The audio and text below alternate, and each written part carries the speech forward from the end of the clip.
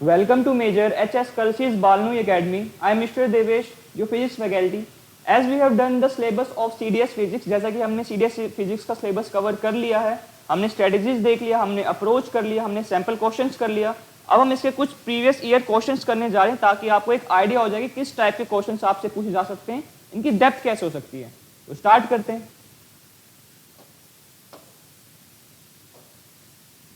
Previous year question CDS written exam 2023. हम 2023 का first और सेकंड जो एग्जाम था CDSE का वो कवर करेंगे.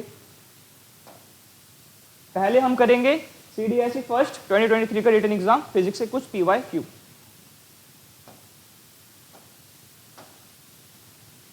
The first question is, a person burned a firecracker in front of a cliff and heard an echo in 5 seconds after it burst. The distance of the cliff from the person is the speed of the sound is 340 metre per second. Normally कह रहा है कि मान लो कोई Cliff है, ठीक है, इसके यहाँ पे किसी ने फायर क्रैकर पटाखे फोड़े, ठीक है, तो उसको इस पटाखे की आवाज दोबारा कितनी देर में सुनाई दी? 5 सेकंड में. इको जो इको गूंजती है ना दोबारा 5 सेकंड में स्टार्ट सुनाई दी. तो यहाँ पे 5 सेकंड क्या है टाइम. आप पहले गिवन चीज लिख लो, टाइम क्या है 5 सेकंड, ठीक है. The distance of the cliff from the person if the speed of the sound is 340 metre per second. अच्छा, हमें स्पीड भी दे रखी है, ठीक है, हमें क्या दे रखा है? स्पीड भी दे रखा है. कितना दे रखा है? 340 मीटर पर सेकंड. अभी पूछ क्या रहा है? मान लो ये क्लिफ है, यहां से पटाखे फोड़े, ठीक है, यहाँ पे पर्सन है, इसने पटाखा फोड़ा, बोल रहा है कि अभी इसकी जो स्पीड है वो स्पीड क्या हमारी 340 मीटर पर सेकंड, ठीक है. और टाइम कितना ले रहा है? वापस आपको मालूम है कि जब इको आती है, इको मतलब जो दोबारा साउंड एक बार ओरिजिनेट हुआ, दोबारा जो आवाज आती है वो क्या करेगा? देखो, एक बार साउंड यहां से यहां जाएगा, फिर वापस रिफ्लेक्ट होकर यहां से यहां जाएगा. तो आपका लगभग साउंड कितनी बार ट्रेवल कर रहा है? एक बार क्लिफ तक, एक बार क्लिफ से दोबारा पर्सन के पास, तभी तो इको आई है ना उसकी. समझ रहे हो? ये कितने टाइम में हुआ है आपके? 5 सेकंड में, ठीक है. इसकी वेलोसिटी क्या थी? 340. अच्छा, आपको मालूम है स्पीड का फॉर्मूला क्या होता है?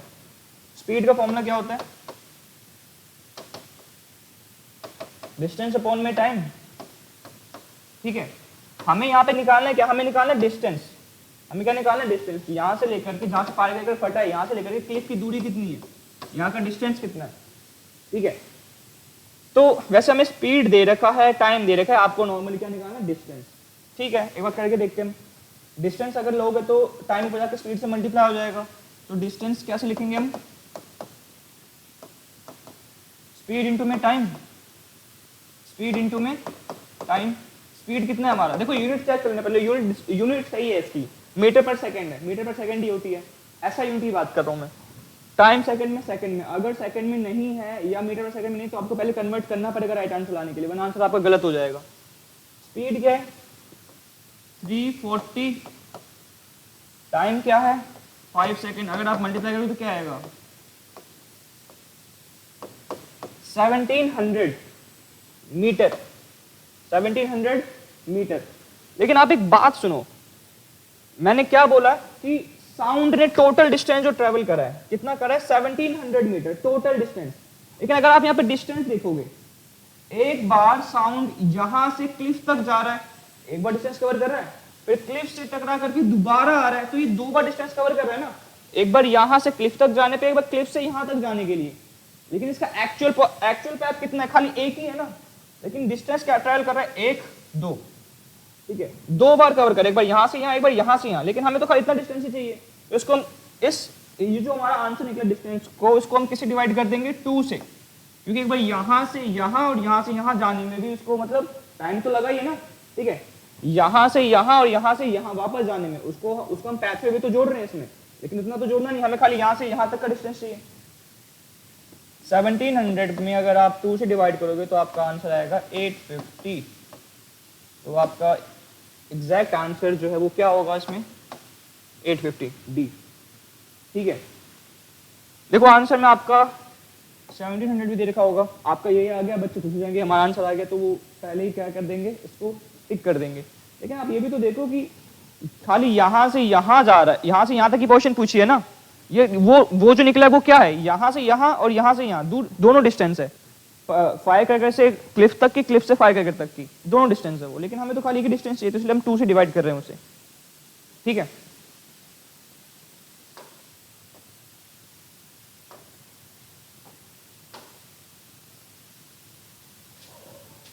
consider the following statements about the microphone and the speaker of a mobile phone। आपको मोबाइल के माइक्रोफोन और स्पीकर के कॉन्सेप्ट पे बात यहाँ पे करनी है।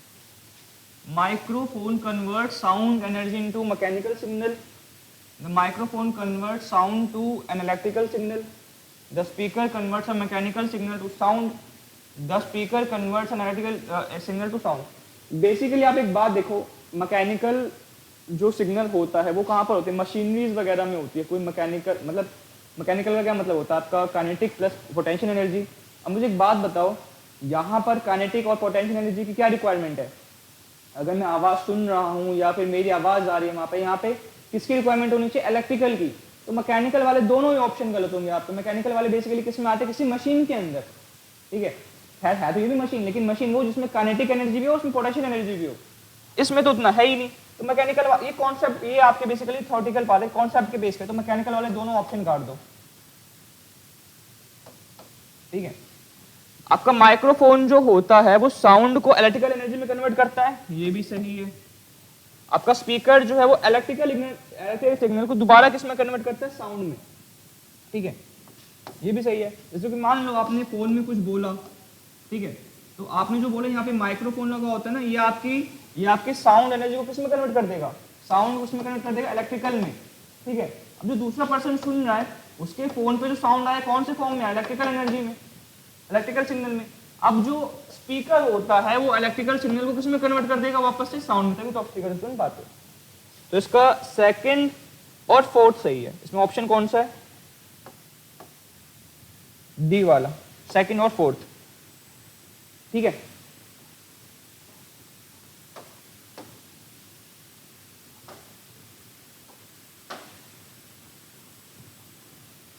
A 100-watt electric bulb is used for 10 hours a day. How many units electrical energy are consumed by the bulb in 3 days?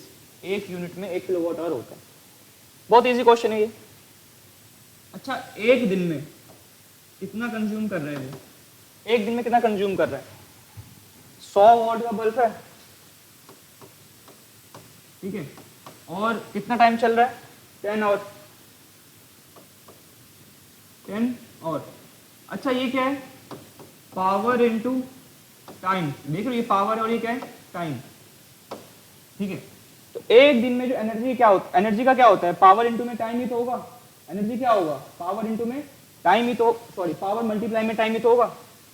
ठीक है, अच्छा, एक दिन का कितना निकला हमारा? एक दिन का निकला हमारा 100 को 10 से मल्टीप्लाई कर दिया तो आपने क्या है? 1000, ठीक है, वॉट और 1000 वॉट और। ठीक है, लेकिन आपको मालूम है 1000 वॉट को हम क्या बोलते हैं? 1 किलो वॉट बोलते हैं। 1000 वॉट को हम क्या बोलते हैं? 1 किलो वॉट और। मतलब हमारा एक दिन में वो 1 किलो वॉट और ही तो यूज कर रहा है। एक दिन में 1 किलो वॉट यूज कर रहा है, मतलब एक दिन में 1 यूनिट यूज कर। देखो लिखा भी यहाँ पर, 1 यूनिट में कितना होता है? 1 किलो वॉट और होता है। एक दिन में अगर 1 किलो वॉट और यूज कर रहा है तो 3 दिन में कितना करेगा? 3। और भी तो बहुत सिंपल क्वेश्चन है, बस आपको ये कन्वर्ट करना आना चाहिए, मेन चीज ये है। ठीक है, मेन चीज ये है। आप लिख भी सकते हो, अगर आपको इनडायरेक्टली लिखना है तो आप क्या लिखोगे? Energy is equal to power into में टाइम।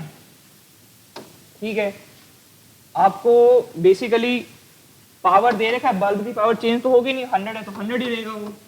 ठीक है, टाइम कितना है? अच्छा, अगर इस वाले से ना निकालना है तो दूसरे तरीके से निकालो इसको। वैसे ये तो आसान है, लेकिन इस तरीके से भी देख लो एक बार। 100 वोट, टाइम कितना है इस बार? देखो, एक दिन में कितना चल रहा है वो? 10 घंटा। ठीक है, और कितने दिन तक चलाना है उसको? 3 दिन तक। तो ये पूरा ही टाइम हो जाएगा। ठीक है, अब इसको मल्टीप्लाई करोगे तो क्या आएगा? 3000। अब देखो, ये वॉट में था तो वॉट, और ये हम किस में निकालेंगे? और में। एक दिन में अगर 10 घंटा चला है तो 3 दिन में 30 घंटा चलेगा। ठीक है, तो यहाँ पर हम क्या लिख देंगे? यूनिट में और। फिर वही बात आ गई, 3000 वॉट और आ गया ना, तो 1000 में तो 1 किलो वॉट होता है, तो 3000 में कितना होगा, 3000 में कितना होगा हमारा 3 किलो वॉट और, फिर से वही बात आ गई, तो कितनी यूनिट आ रहा है 3 यूनिट। ठीक है, दोनों तरीके से आप कर सकते हो जिसमें आप कंफर्टेबल हो।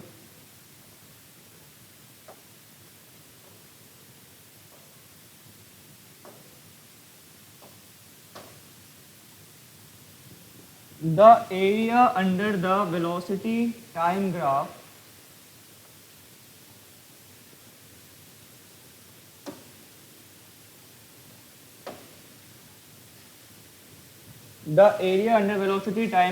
for a particle moving in a straight line with a uniform acceleration gives,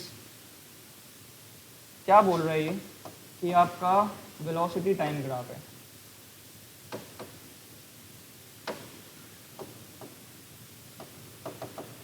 ठीक है, उसमें क्या बोल रहा है, यूनिफॉर्म एक्सेलरेशन है, यूनिफॉर्म एक्सेलरेशन। ठीक है, यूनिफॉर्म एक्सेलरेशन है, वो क्या देता है, इसकी एवरेज वेलोसिटी देता है, या डिस्प्लेसमेंट देता है, या डिस्टेंस ट्रेवल बाय, जो ऑब्जेक्ट डिस्टेंस ट्रेवल करे वो देता है, या उसकी एवरेज स्पीड देता है। तो आपको मालूम है टाइम वेलोसिटी टाइम ग्राफ जो होता है उसमें अगर यूनिफॉर्म स्पीड है तो मेनली वो क्या देता है, डिस्प्लेसमेंट देता है। क्या देता है वो, डिस्प्लेसमेंट। ठीक है, ये तो सारे ग्राफ के क्वेश्चन, ये तो सबसे इजी क्वेश्चन होते हैं।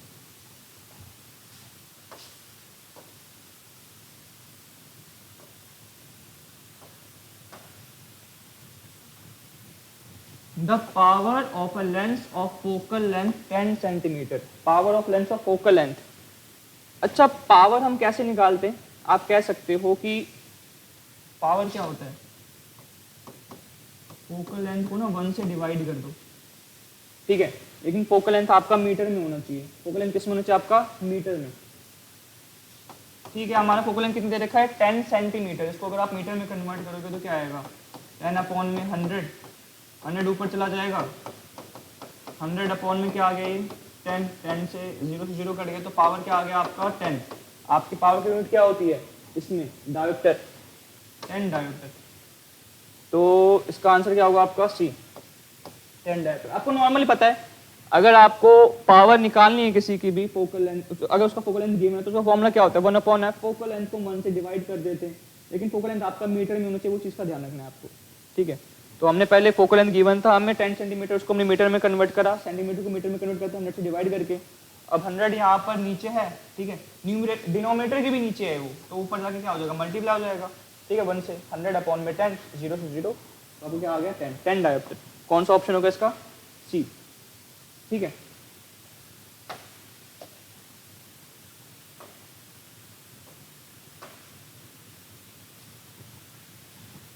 Who among the following is not a recipient of the Nobel Prize in Physics in 2022? इन चारों साइंटिस्ट में से कौन सा साइंटिस्ट थे जिनको 2022 में नोबेल प्राइज नहीं मिला।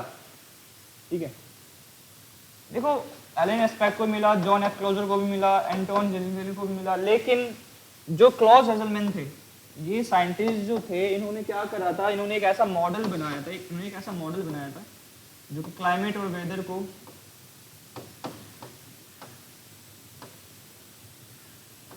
क्लाइमेट और वेदर के रिस्पॉन्स में बेसिकली उसके कैरेक्टरिस्टिक्स बताएं कुछ। लेकिन इनको जो है नोबेल प्राइज नहीं मिला था 2022 में, तो आपका जो इनका आंसर होगा वो क्या होगा, सी। ठीक है,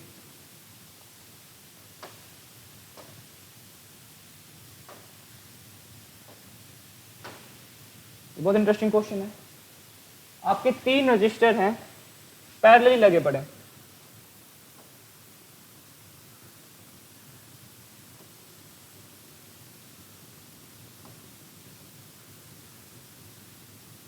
तीन रजिस्टर पैरेलली लगे पड़े। ठीक है, पहला है 11, दूसरा है 22, तीसरा है 33। आपको इक्विवेलेंट रेजिस्टेंस बताना है। आपको मालूम है R क्या होता है, R1 plus R2 plus R3, लेकिन ये कौन से केस में था, सीरीज वाले केस में था। अगर ये सीरीज में जोड़ते तो हम ये अप्लाई करते, लेकिन क्योंकि अब ये पैरेलल है तो इसको हम क्या करेंगे, आप कह सकते हो 1/3 R is equal to 1/R1 plus 1/R2 plus 1/R3। ठीक है, ये आपका पैरेलल वाला होता है। ठीक है, R1 R2 R3 देखा है, उसको पुट कर दो। R1 क्या है आपका 11, R2 क्या है आपका 22, R3 क्या है आपका 33। तो इसका एलसीएम लोगे तो क्या आएगा, कौन सा ऐसा डिजिट है जो कि दो इन तीनों के टेबल में आए। 66 आ सकता है सबसे आसान वाला, इसको 6 से मल्टीप्लाई करो, इसको 3 से, इसको 2 से। एलसीएम क्या आ गया इसका, मतलब डिनोमिनेटर क्या आ गया 66। इसको नीचे 6 से मल्टीप्लाई करोगे तो ऊपर भी 1 भी 6 से मल्टीप्लाई करोगे तो ऊपर क्या आएगा 6। नीचे 3 से मल्टीप्लाई करोगे तो ऊपर भी 3 से मल्टीप्लाई करोगे 3। नीचे 2 से मल्टीप्लाई करोगे ऊपर भी 2 से मल्टीप्लाई करोगे तो क्या आएगा 2। सबको ऐड करोगे तो क्या आ जाएगा 6 3 9 9 2 11। क्या है आपका 11/66। अगर इसको काटो 11 1 जा 11 6 जा। ठीक है, अब देखो 1/1 1 1 1, इसको रेसिप्रोकल कर दो, रेजिस्टेंस ऊपर कर दो और ये नीचे कर दो। तो रेसिप्रोकल करने पर रेजिस्टेंस की वैल्यू क्या है आपकी 6 ओम। रेसिप्रोकल आपको मालूम है ना कि जिसमें डिनोमिनेटर ऊपर कर देते न्यूमरेटर नीचे कर देते हैं। सेम वही करा हमने, डिनोमिनेटर देखो क्योंकि 1 1 इक्वल था, ऊपर भी 1 है ऊपर भी 1 है नीचे भी 1 है, तो ये इक्वल था, जिसकी वजह से हमने इसको ऊपर कर दिया। जब आपका डिनोमिनेटर हमने ऊपर कर दिया, ठीक है, रेसिप्रोकल कर दिया, तो आपका 6 भी तो ऊपर जाएगा, दोनों तरफ करेंगे ना। ठीक है, 6 भी ऊपर गया, R भी ऊपर गया, तो R की वैल्यू क्या आ गई आपका 6 ओम। इसका आंसर क्या होगा 6 ओम। ठीक है,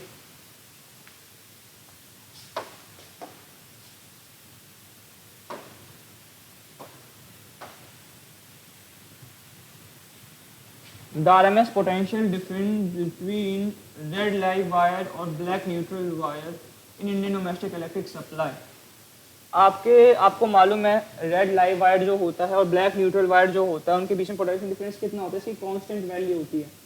इसकी कांस्टेंट वैल्यू होती है इंडियन डोमेस्टिक सप्लाई में, मतलब वही इंडियन डोमेस्टिक इलेक्ट्रिक सप्लाई में क्या होती है, इसकी वैल्यू 220 वोल्ट की होती है। ये तो एक कांस्टेंट वैल्यू है। ठीक है, इसमें तो कुछ आपको नॉर्मली कुछ करना नहीं।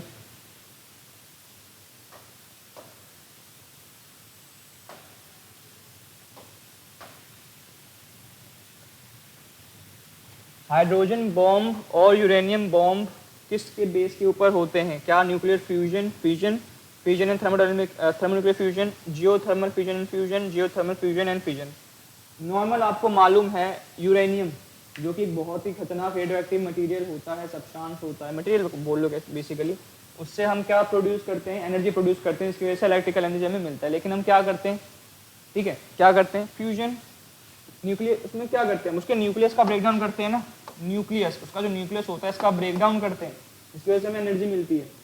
ठीक है, सेम अगर आप हाइड्रोजन बॉम्ब के कहोगे तो उसमें भी उसका न्यूक्लियस ही जो होता है, उसमें से आइसोटोप, मतलब उसके आइसोटोप, उसके रेज वगैरह जो होते हैं वो बाहर निकल जाते हैं। इसमें ना आपके न्यूक्लियर से रिलेटेड हो गए दोनों की दोनों चीजें, फिजन भी हो सकती है, फ्यूजन भी हो सकती है। ठीक है, लेकिन दोनों को क्या होगा, न्यूक्लियर, ना थर्मोन्यूक्लियर, ना जियोथर्मल, खाली आपका न्यूक्लियस रिलेटेड होगा। क्यों, क्योंकि उसको न्यूक्लियस को बर्स्ट करते हैं, बम्बार्डमेंट करते हैं न्यूक्लियस को, जो उसके एटम का जो न्यूक्लियस होता है उसकी बम्बार्डमेंट करते हैं, तभी तो हाइड्रोजन बॉम्ब का कॉन्सेप्ट भी वही है, आपके यूरेनियम का कॉन्सेप्ट भी वही है। तो आपका सही ऑप्शन क्या होगा, nuclear fission and fusion.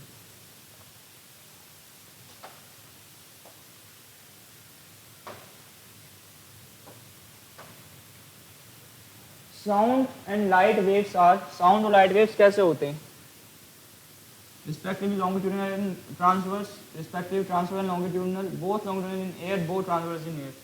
Sound और लाइट, आपको मालूम है लाइट, अगर मैं साउंड देखो, साउंड क्या हो सकता है कि कभी कभी उसकी इंटेंसिटी ज्यादा भी हो सकती है, उसकी इंटेंसिटी कम भी हो सकती है। हियरिंग जो आप कहते हो, लाउडनेस जो होती है, कभी ज्यादा भी हो सकती है, कम भी हो सकती है।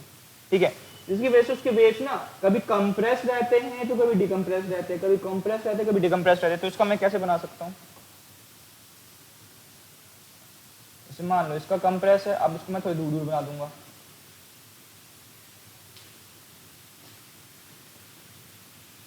तो वापस से कंप्रेस हो गया। ये आपका साउंड वेव है। ठीक है, ये आपका क्या है, साउंड। ये थोड़ा सा आपका, आप कह सकते हो कॉम्प्रेस है। ये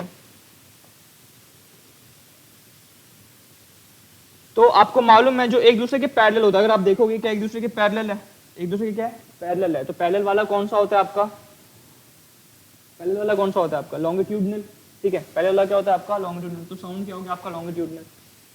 सेम अगर मैं बात करूं लाइट वेव की, तो लाइट वेव की इंटेंसिटी ऐसे चेंज तो होती नहीं, उसकी कैसे होती है नॉर्मली, जैसे एम्पलीट्यूड है वेवलेंथ है ऐसे जा रही है, एम्पलीट्यूड है वेवलेंथ है ऐसे जा रही है, तो ये वेव क्या होगा ट्रांसवर्स, तो साउंड आपका लॉन्गिट्यूडनल होगा, बल्कि आपका लाइट जो होगा वो क्या होगा ट्रांसवर्स, तो ऑप्शन ए ही ठीक है आपका इसमें,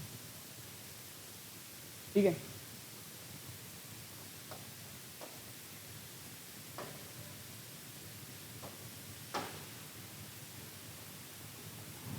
A car is moving at a speed of 12 meter per second, ठीक है, is subjected to brakes which produces a deceleration of 6 metre पर सेकेंड स्क्वायर।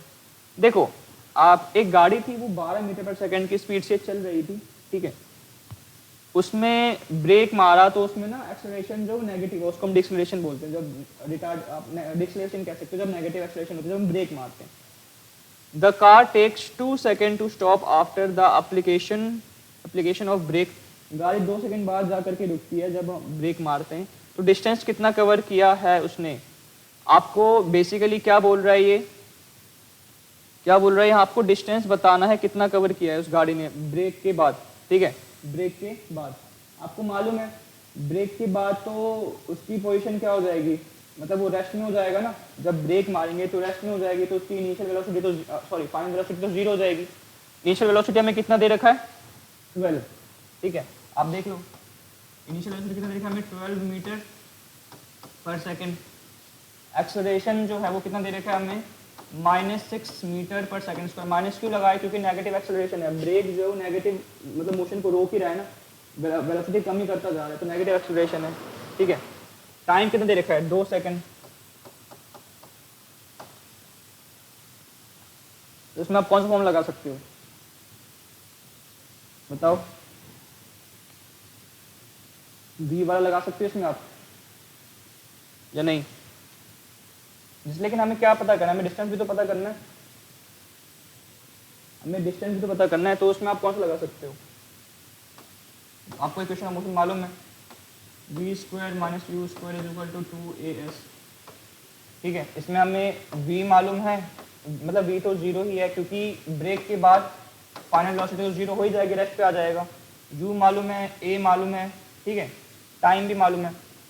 लेकिन एक बात बताओ इसमें आपका टाइम कहाँ आ रहा है, तो आप इससे आप क्या निकाल सकते हो, इससे आप क्या निकाल सकते हो, अगर आप इसे निकालने का ट्राई करो तो इससे भी निकाल सकते हो, देखते हैं एक बार। u क्या है आपका -6 का स्क्वायर, एक बोलो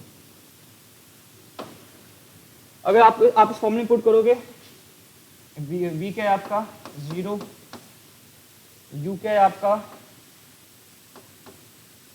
12, 2 a क्या है आपका -6, ठीक है, दूरी डिस्टेंस दूरी कितनी है आपकी वो हमें निकालनी है, तो आप देखोगे यहाँ पर क्या है आपका 12 का स्क्वायर, यहाँ पर तो आपका 12 इंटू 12 बचेगा, यहाँ पर क्या है -12 इंटू एस, अब यहाँ पर भी माइनस है यहाँ भी माइनस है, माइनस माइनस दोनों जगह है, तो माइनस से माइनस क्या हो जाएगा कट जाएगा, माइनस से माइनस क्या हो जाएगा कट जाएगा, ठीक है। तो अगर आप देखोगे 12 यहाँ पर मल्टीप्लाई यहाँ पे जाके क्या हो जाएगा डिवाइड, एक 12 से एक 12 कट गया, एक 12 से एक 12 कट गया, तो आपका डिस्टेंस क्या बचा 12, तो डिस्टेंस क्या आया आपका 12 मीटर, तो आपका ऑप्शन क्या हुआ इसमें 12 मीटर, ठीक है। वैसे आप इससे भी कर सकते हो, ये वाला फॉर्मूला भी आसान है लेकिन इसमें टाइम का कुछ यूज नहीं हुआ, ठीक है। आप बेसिकली और भी कर सकते हो, s is equal to u t plus half a t square से भी आप कर सकते हो, ठीक है, लेकिन उसमें फिर v की रिक्वायरमेंट कुछ पड़ेगी नहीं, तो आप किसी भी इक्वेशन से आप कर सकते हो, आंसर बेसिकली आपका 12 मीटर ही आएगा अगर आप सही कैलकुलेशन करोगे तो।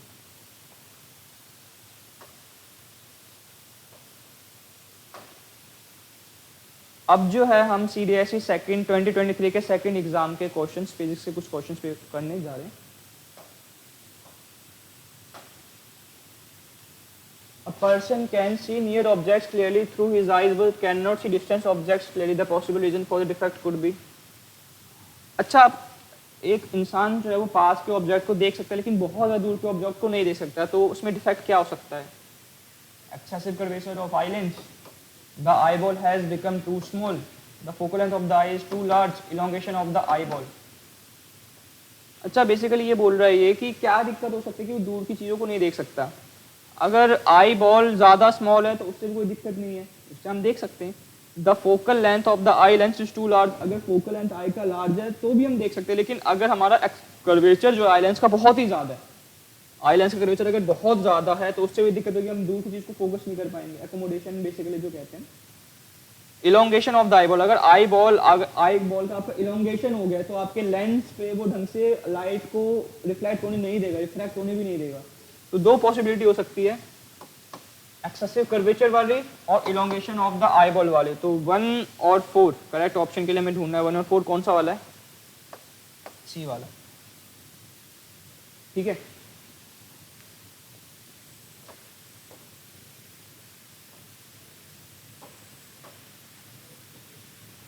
Consider a journey by car represented by the graph given below in 3 parts A, B, C.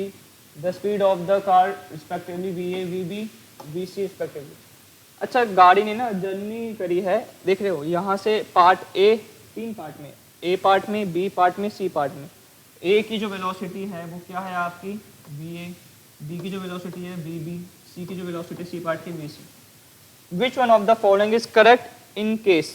इस केस के इन चारों केस में कौन सी जो है करेक्ट केस बताना है आपको।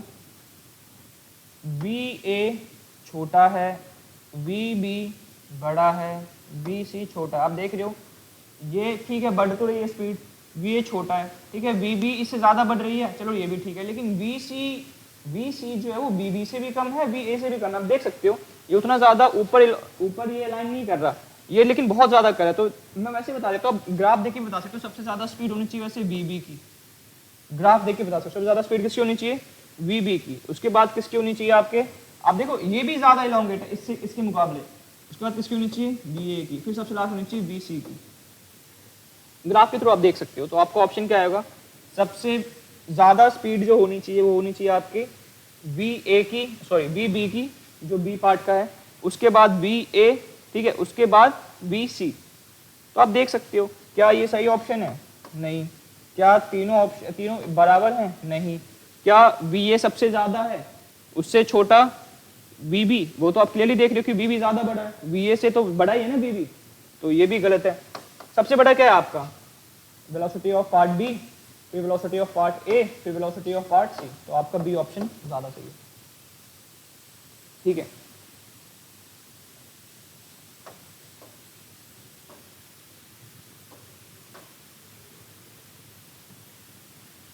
A concave mirror of radius of curvature 50 is used to form an image of object kept at distance of 25 cm from the mirror on its principal axis. What would be the position of the image from the mirror?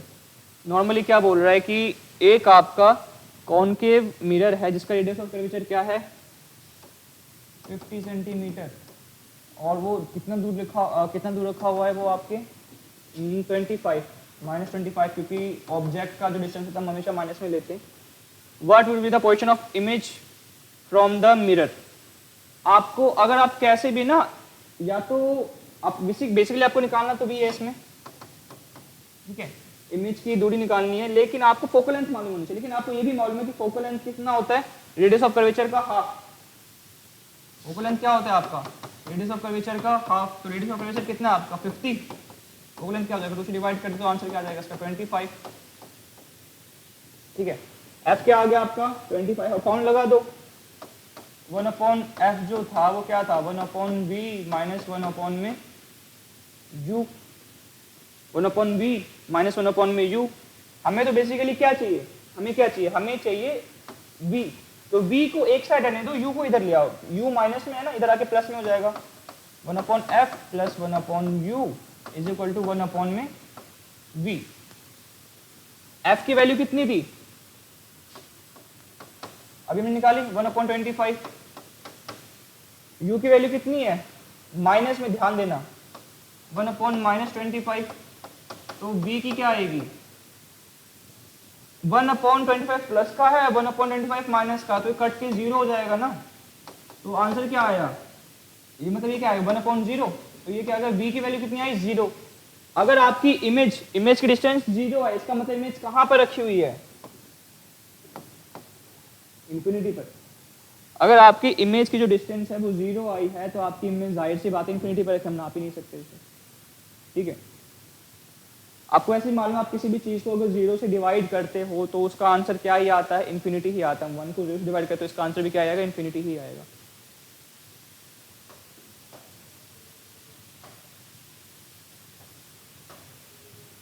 If moon is brought closer to the earth such that its distance from earth becomes half of the original distance, then the gravitational force of attraction between the earth and the moon would be।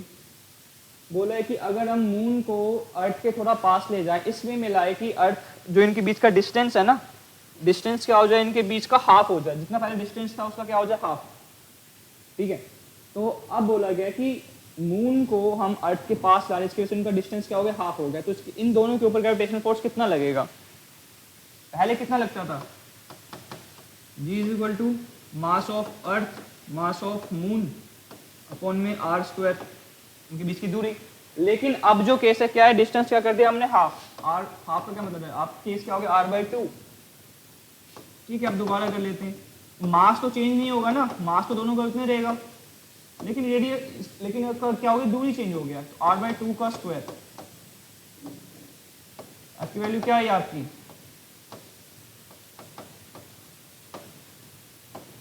r/4, ये 4 ऊपर चला गया, ये 4 कहां चला गया, ऊपर, तो मास of earth mass of moon upon में r², ठीक है। अब देखो इतनी वैल्यू तो किसकी होती है, G M mass of earth mass of moon, ये तो आपका फोर्स ही आ गया ना। फोर्स कितना बढ़ चुका है आपके, 4 टाइम्स, फोर्स कितना बढ़ चुका है आपके, 4 टाइम्स। तो इसमें है कहीं 4 टाइम का option, reduce half of original value नहीं, increase to 2 times of original value नहीं, remains the same as the original value नहीं, increase to 4 times of its original value. इसकी ओरिजिनल वैल्यू कितनी थी, इतनी, अब उसके कितनी इंक्रीज हो गया, 4 टाइम्स इंक्रीज हो गया, जब हमने डिस्टेंस क्या कर दिया, हाफ कर दिया, तो ठीक है। तो आपका सही ऑप्शन क्या होगा इसमें, ये भी काट देगा मैंने, ये कटेगा नहीं, आप ऑप्शन आपका ये होगा, ठीक है।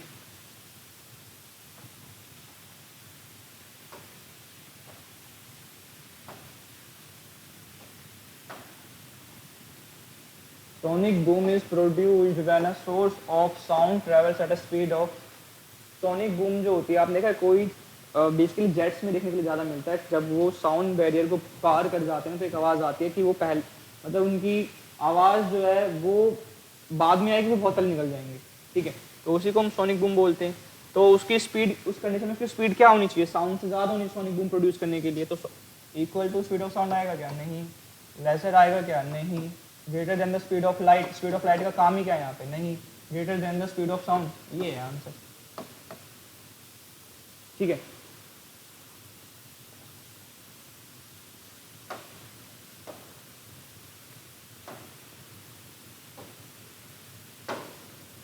अच्छा देखो, the following diagram shows a pendulum at different positions, which one of the following statement is true. Pendulum है, पेंडुलम की पोजीशन बता रखी है, पेंडुलम आपका ऐसे ऑसिलेट करता है, ये उसका मीन पोजीशन है, लेफ्ट राइट, ठीक है। अच्छा बोल रखा है the pendulum has minimum potential energy, potential energy क्या होता है, किस पे डिपेंड करता है, हाइट पर। अगर ज्यादा ऊपर हाइट पे है तो पोटेंशियल एनर्जी ज्यादा होगी।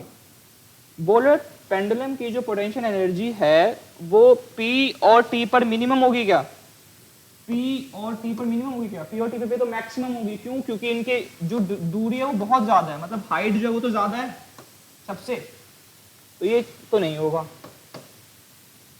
The pendulum has minimum potential energy at position Q and S, Q और S पे भी मैक्सिमम होगा क्या, मतलब मिनिमम होगा क्या, मिनिमम नहीं होगी। इसमें भी थोड़ी सी हाइट तो है, इन दोनों में भी थोड़ी सी हाइट तो है, इसमें भी नहीं होगा। The pendulum has minimum potential energy at position R, क्या पेंडुलम की जो सबसे कम पोटेंशियल एनर्जी होगी वो आर पर होगी क्या? देखते हैं। The pendulum has same potential energy at all the position, सभी पोजीशन पर आपकी सेम एनर्जी होगी क्या पेंडुलम? ये तो कभी हो ही नहीं सकता, पोजीशन तो सबकी चेंज हो रही है। देखो आर में, क्योंकि देखो आपका जो ये वायर है वो पूरा स्ट्रेच हो जाएगा, इसका मतलब इसकी दूरी बची ही नहीं कुछ। अगर यहाँ पर हाइट होगी ही नहीं तो पोटेंशियल एनर्जी क्या होगी? तो सबसे मिनिमम जो होगी वो कहां पर होगी? पॉइंट आर पर, पोजीशन आर पर। ठीक है,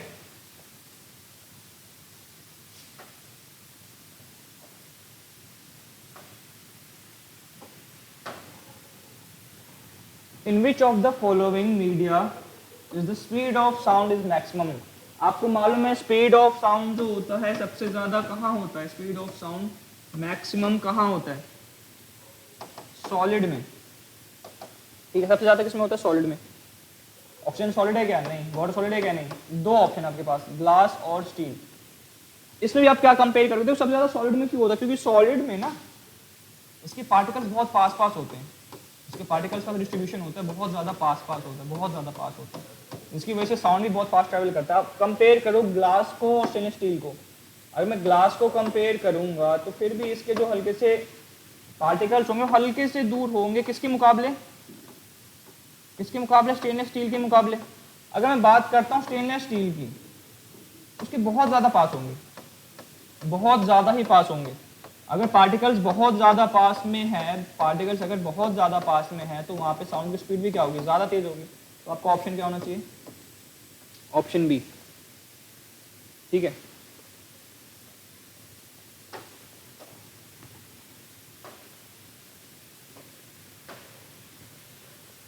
a charge particle moves to magnetic field B. एक चार्ज पार्टिकल है वो मैग्नेटिक फील्ड में मूव कर रहा है, जिसका मैग्नेटिक फील्ड क्या है? बी।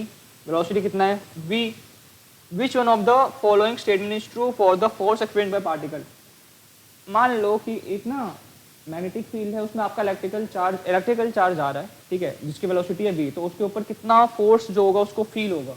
ठीक है, force is maximum when v and b are parallel to each other, v और b आप पैरेलल होंगे। देखो आपको इसके लिए सीधा फॉर्मूला मालूम होना चाहिए, बहुत इजी है। फॉर्मूला क्या होता है?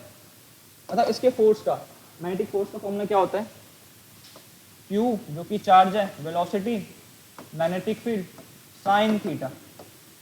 ठीक है, इसी से आपको क्वेश्चन इजीली सॉल्व हो जाएगा। आपको ये फॉर्मूला याद होना चाहिए जो कि आपके मैग्नेटिक फील्ड का फॉर्मूला होता है।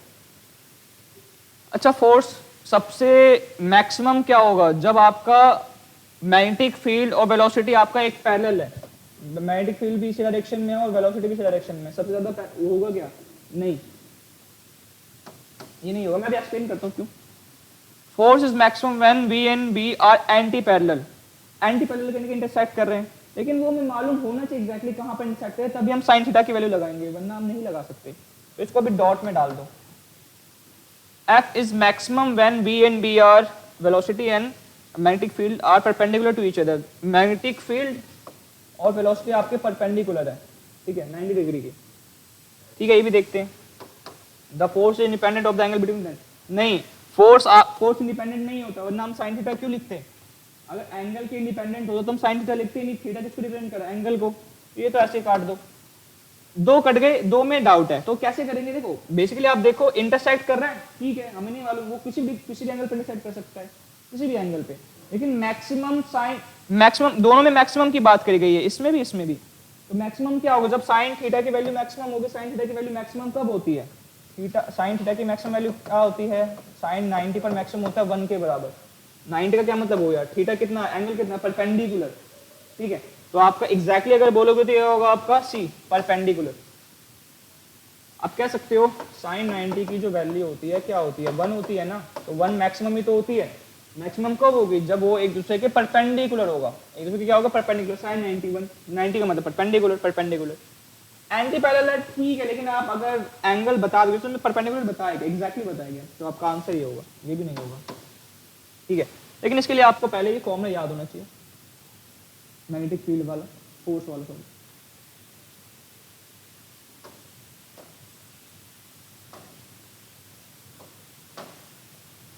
Which one of the following is the correct relation between Celsius and Fahrenheit temperature scales? Temperature जो स्केल होता है फ़ारेनहाइट और सेल्सियस का, उनके बीच में बिल्कुल कौन सी रिलेशन होती है? अच्छा, आपको ये मालूम था कि जो टेम्परेचर ऑफ सेल्सियस होता है वो क्या होता है बेसिकली आपके, अगर आप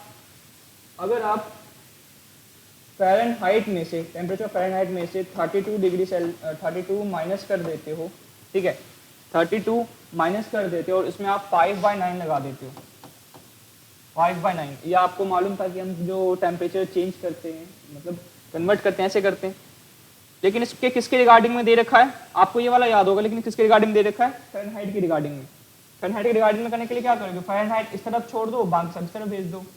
ये आपके 9 से मल्टीप्लाई हो जाएगा, 9, 5 मल्टीप्लाई हो जाएगा, क्या हो जाएगा? डिवाइड, ठीक है।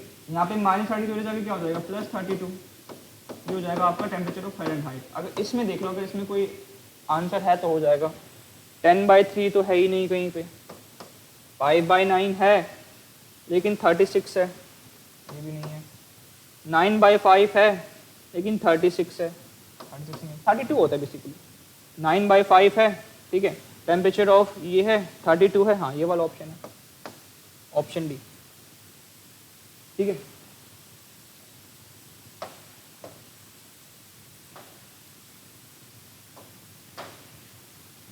Which of the following statement is correct regarding the travel of light beam rare medium से डेंसर मीडियम में जाता है? आपको मालूम है जब लाइट जो है रेयर मीडियम से डेंसर मीडियम में जाता है तो उसमें क्या होता है? ये नॉर्मल बना लो, नॉर्मल जो होता है ना, ये रेयर मीडियम से डेंसर मीडियम में जाता है तो क्या होता है?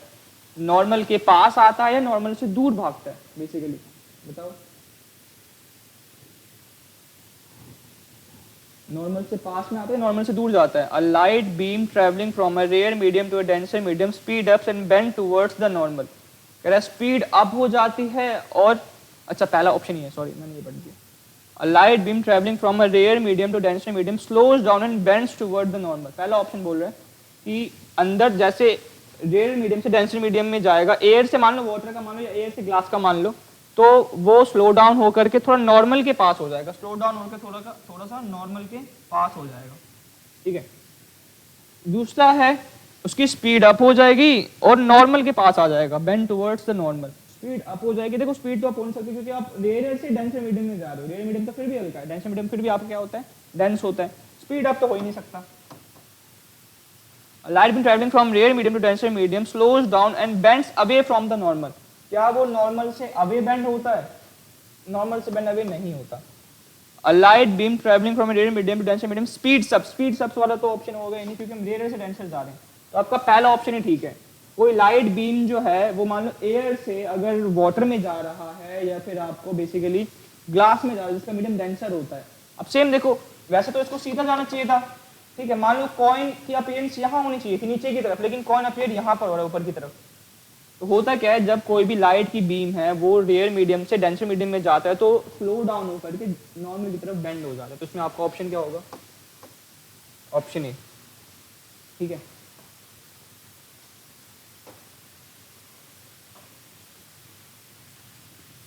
तो ये हमारे कुछ इंपॉर्टेंट PYQ थे CDSE के 2023 का फर्स्ट और 2023 का सेकंड जो एग्जामिनेशन हुआ था CDSE का, उसके बहुत इंपॉर्टेंट क्वेश्चंस थे फिजिक्स के।